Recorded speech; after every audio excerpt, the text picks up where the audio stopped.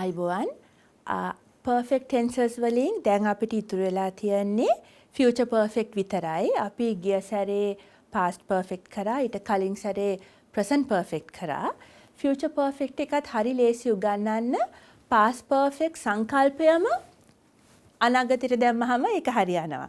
past perfect ඔබ දන්නවා ක්‍රියා දෙකක් අතීත කාලේ වෙලා මුලින් ඉවර වෙච්ච ක්‍රියාව තමයි past perfect tense එකෙන් දාන්නේ කියලා. future perfect එකෙත් ඒකමයි කියන්න තියන්නේ අනාගත කාලයේත් ක්‍රියා දෙකක් සිදු වෙනවා. ඒ ක්‍රියා දෙකෙත් මුලින්ම වෙලා ඉවර වෙච්ච ක්‍රියාව තමයි future perfect එකෙන් අපි දාන්නේ. දෙවනි ක්‍රියාව future simple නෙමේ present simple එකෙන් අපි දාන්නේ. උදාහරණයක් වශයෙන්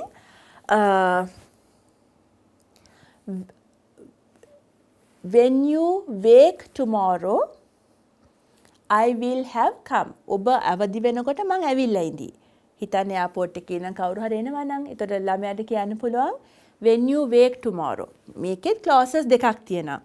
ඔබ හෙට අවදි වෙන විට මම ඇවිල්ලා තියෙයි. I will have come. එතකොට අපි ඒ වාක්‍යම දාමු. දැන් අපි ඉගෙන ගන්නේ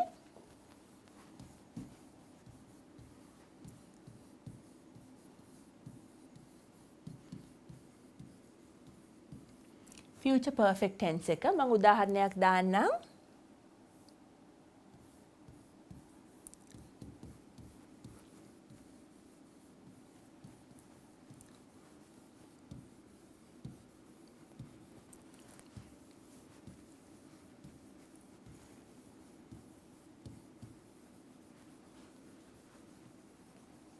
I will have come when you wake tomorrow.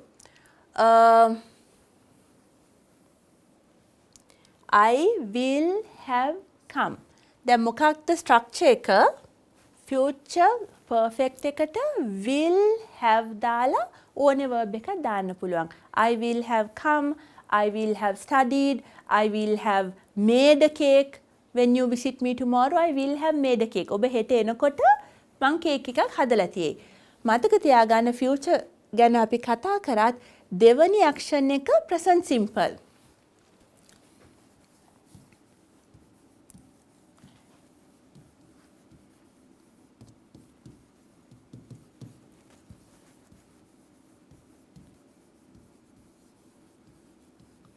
මේ බලන්න. I will have made future perfect. හැබැයි දෙවනි action එක when you come. present simple verb එකයි දාන්නේ. future දාන්නේ නැහැ. එතකොට අපි ඉගෙන ගත්තා form එක will have main verb එක. will have come.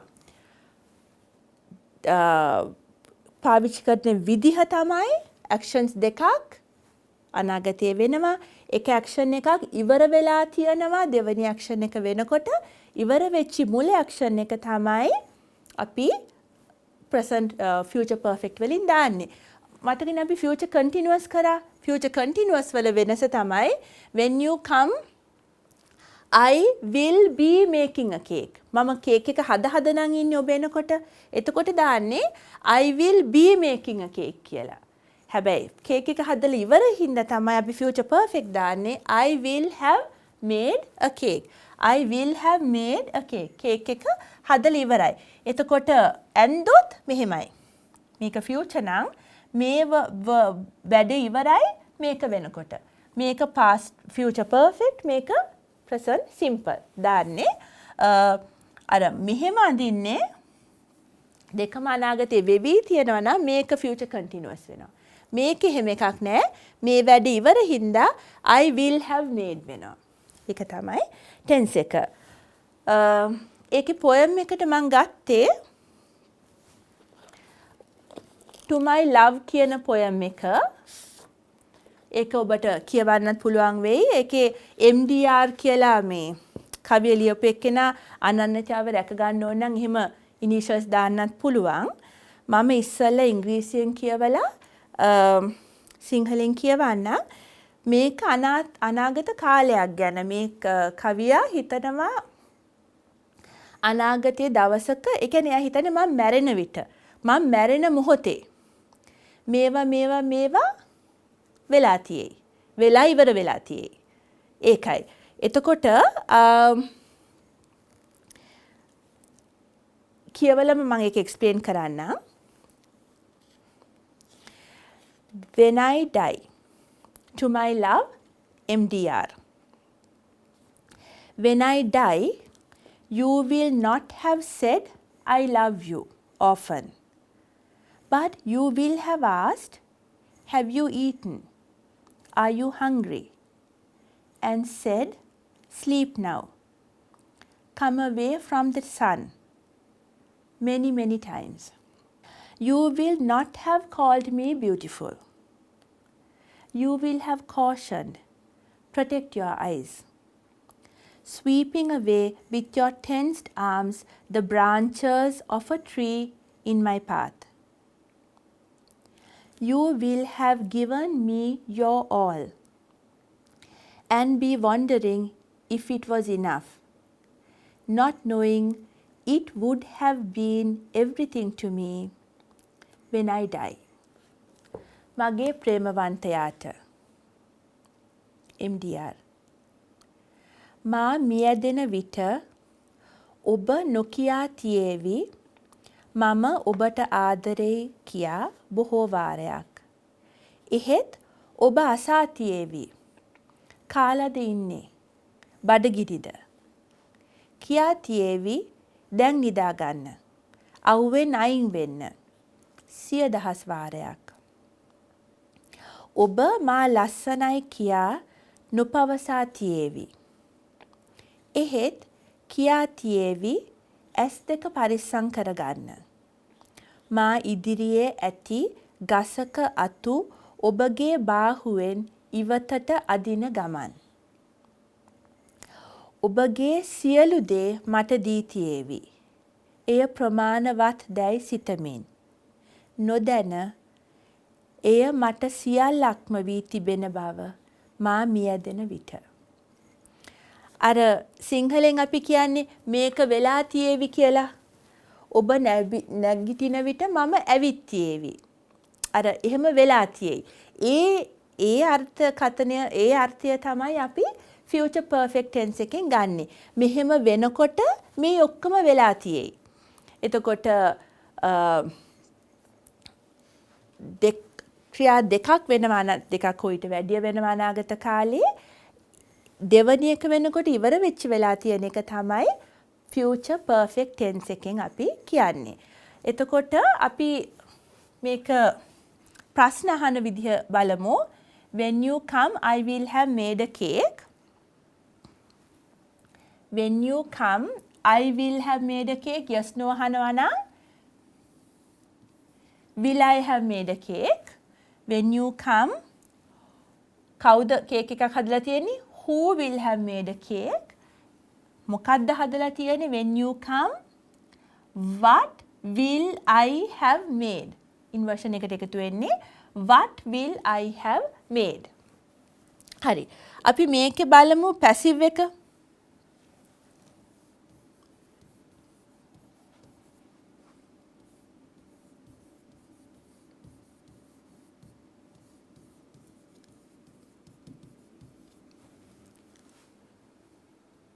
අරකම පුළුවන්. මට අර වාක්‍යෙම මේක කරන්න තිබ්බා. When you come, I will have made a cake. When you come, cake object එකක් තිබ්බනේ. මට නැවත ලියන්න වෙනවා හැබැයි.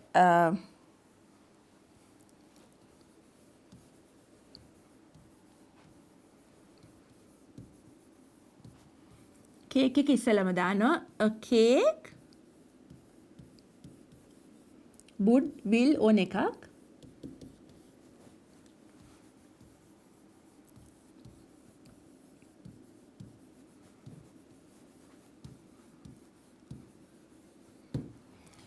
When you come, a cake will have been made by me. මේක තමයි passive. active එක අපිට අවශ්‍ය නම් මේක දාන්නේ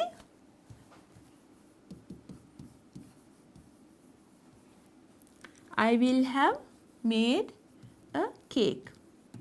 A cake එක subject එක වුණා ඒ clause එකේ. ඒ clause එකේ subject එක වුණා a cake. මේක ඕනනම් දාන්න පුළුවන් අවශ්‍ය නැහැ.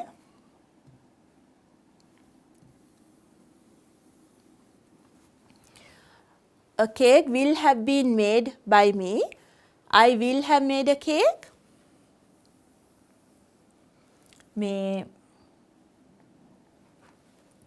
will have එක will have been වුණා. will have එක will have been වුණා. made එක එහෙම තියෙනවා. එතකොට passive එක තමයි I will have made a cake active. A cake will have been made by me. අර මේ been එක එකතු වුණා. will have been made by me. ප්‍රශ්න අහනකොටත් ඒ විදිහම කියාගෙන යන්න. When you come, will a cake have been made? will එක පයින්නවනේ. Will a cake have been made by me? Yes, no නම්. WH නම් when you come, who will have made a cake? When you come, what will have been made by me? Passive ටික එහෙමයි. Future perfect tense එකට දැන් ඇති. මොකද මං දිගටම මේවා එකක් පිට එකක් කියනකොට ඒ එකම දේ තමයි නැවත කියවෙන්නේ. එකම වෙනස අතීත කාලයෙන් අනාගත කාලයට ගියා කියලා. මෙතන විශේෂයෙන්ම මතක තියාගන්න දෙවනි action එක කරුණාකරලා future දාන්න එපා. present simpleම තියාගන්න. present the future උනත් when you come, when you will come නෙමෙයි. when you come, I will have made a cake. ඒ ටික දැනට මූලික දැනුම මේකෙන් මං හිතන්නේ ඔබට ඇති. කවියක් නැවත කියවලා මේක තව තේරුම් ගන්න බලන්න. බොහොම ස්තුතියි.